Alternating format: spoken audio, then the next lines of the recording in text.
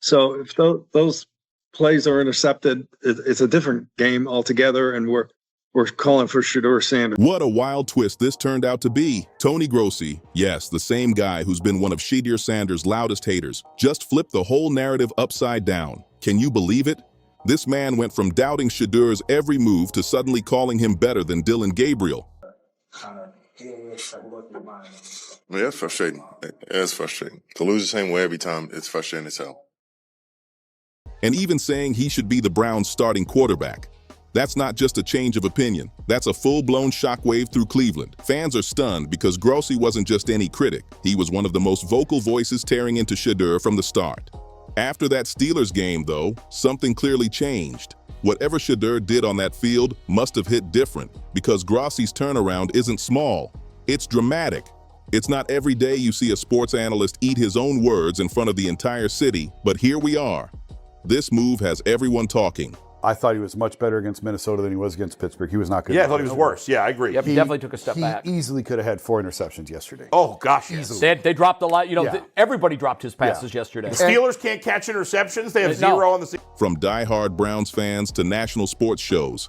Because when Tony Grossi changes his tune, you know it means something big just went down. Let's not forget, this is the same Tony who used to clown Shedeur every chance he got. He'd throw shade like it was part of his job description. Remember when Shedeur mentioned his arm was sore after a few tough practices? Grossi went live on TV and straight up mocked him. He laughed, saying it made no sense for Shedeur to feel sore when he wasn't even taking as many reps as the other quarterbacks. That jab wasn't just harsh. It came off cold and petty. He basically questioned Shedeur's toughness and commitment right there for everyone to hear. But now, the same man is praising him, calling him the better quarterback and pushing for him to start. Obviously, it was counterproductive because he's got a sore arm. Okay, so you're using that as a negative against the kid? I don't understand. Jesus, God, would you give him a chance? Well, my God, because his thing. arm's sore? Yeah. What, that's a negative, that the kid's got a sore arm? Yes! Because he's working too hard? What a turnaround. Something must have impressed Grossi in a serious way because this kind of public flip is rare. Cleveland hasn't seen a redemption arc like this in a long time. And the fact that it's all centered around Shedeur Sanders, that just makes it even juicier. That harsh criticism lit a fire that only made the tension between them explode even more. But through it all, Shedeur stayed calm, locked in, and unbothered. He knew Tony Grossi's words couldn't define his worth or his grind, because deep down, Shedeur's confidence came from proof, not opinions. And now, that same Tony Grossi, the one who used to drag Shedeur every time he touched a mic, is suddenly doing a full pivot. His switch-up is proof that something major is shifting in Cleveland. This is who Kevin wanted, though. That's the thing. Like, this is Kevin's guy. It just, I get so frustrated watching it because, you know, a lot of times we feel like, oh, they're trying to stick a, square peg into a round hole and all this stuff. Not now. The whole city can feel it. The energy's different. The conversations are louder, and the streets are buzzing with one name: Shedeur Sanders. Everywhere you go, fans are chanting for Shedeur to take the wheel. Even analysts who were riding for Dillon Gabriel are starting to raise eyebrows. They're asking the same question everyone's thinking. Why is Kevin Stefanski still holding on to Dillon when he hasn't shown a single standout performance this season? The patience is running thin, and the pressure on Stefanski is starting to boil over. Cleveland's ready for a shakeup, and all eyes are on the quarterback spot. And let's not forget the moment that lit the fuse: Shedeur's face-off with Tony Grossi after that preseason game against the Panthers. That's when the whole vibe shifted. Good to see you. Oh, we got to do some trading. Dion, she's mine. Grossi was up to his old tricks, throwing shade like always, until Shedeur stepped right up, looked him dead in the eye, and said, "Now, Tony, you got something nice to say about me?" That line hit hard. The room went quiet. Grossi tried to play it cool, but Shedeur wasn't letting it slide this time. He pressed him again. "You always got something negative to say, even though I haven't done anything to you. Why's that?" That moment showed everyone that Shedeur wasn't just a talented quarterback. He was a leader who wouldn't back down from anyone, not even the media. And maybe that's exactly what flipped Tony's perspective. After that, the way he talked about Shedeur started to change. It's like he finally realized, this kid's not just talk, he's got heart. Meanwhile, Dillon Gabriel's spotlight keeps fading. Let's be honest, he was never really the guy. He was a hyped-up prospect who Stefanski believed in, but his on-field results just don't match the expectations. Now the truth's out for everyone to see. The hype train for Dylan's slowing down fast, and the Shedeur takeover is starting to feel inevitable. Something big is happening in Cleveland, and Tony Grossi's sudden 180 is just the beginning of the storm. And it's not just Tony Grossi switching sides anymore. The dominoes are falling fast.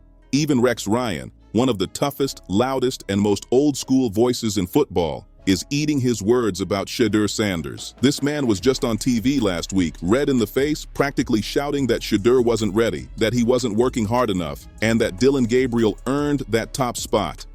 The tone was brutal, like Rex was out to bury Shedeur before he even had a real shot. But now, oh how the tables have turned. After fans torched him online and called him out for being too harsh, Rex Ryan suddenly sounds like Shedeur's biggest supporter. The switch-up is wild. Rex didn't just tone down the criticism, he completely flipped the script. Now he's out here saying he wants to see Shedeur on the field ASAP. Can you believe that? He even took direct shots at Kevin Stefanski, blasting the coach for not giving Shedeur the backup role instead of bringing in Joe Flacco.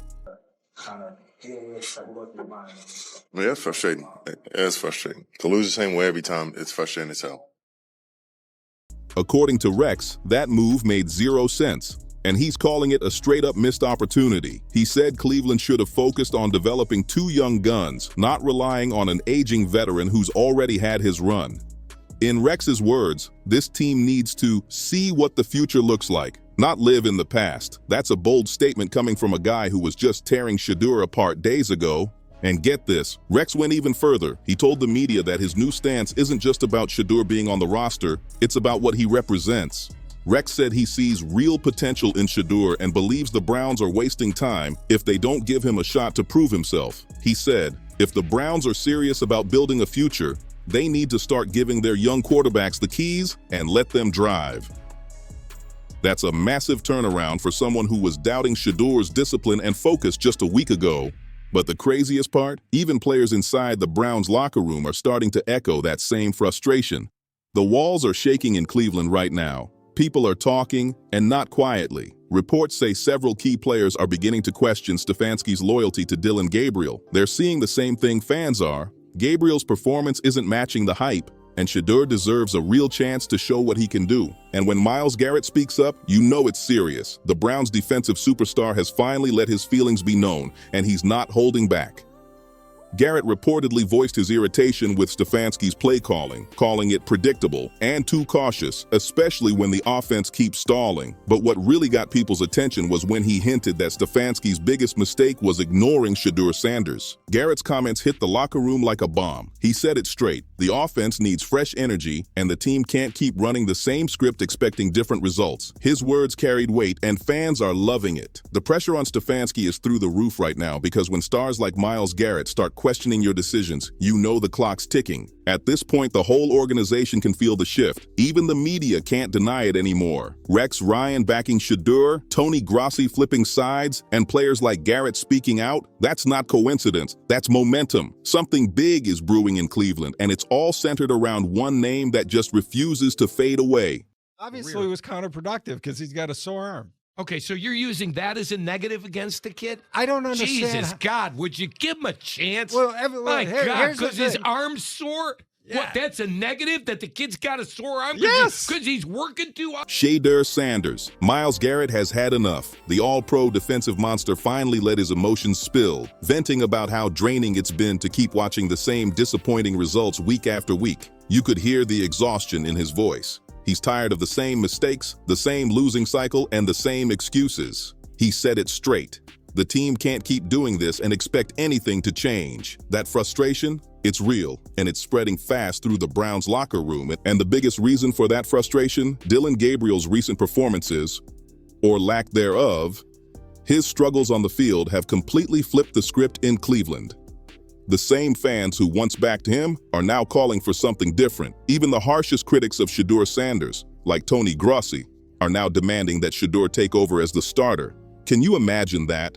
The guy who once clowned Shedeur every time he breathed is now saying he's the better quarterback. For weeks, Dillon's been falling flat, missing throws, stalling drives, and looking lost when the pressure hits.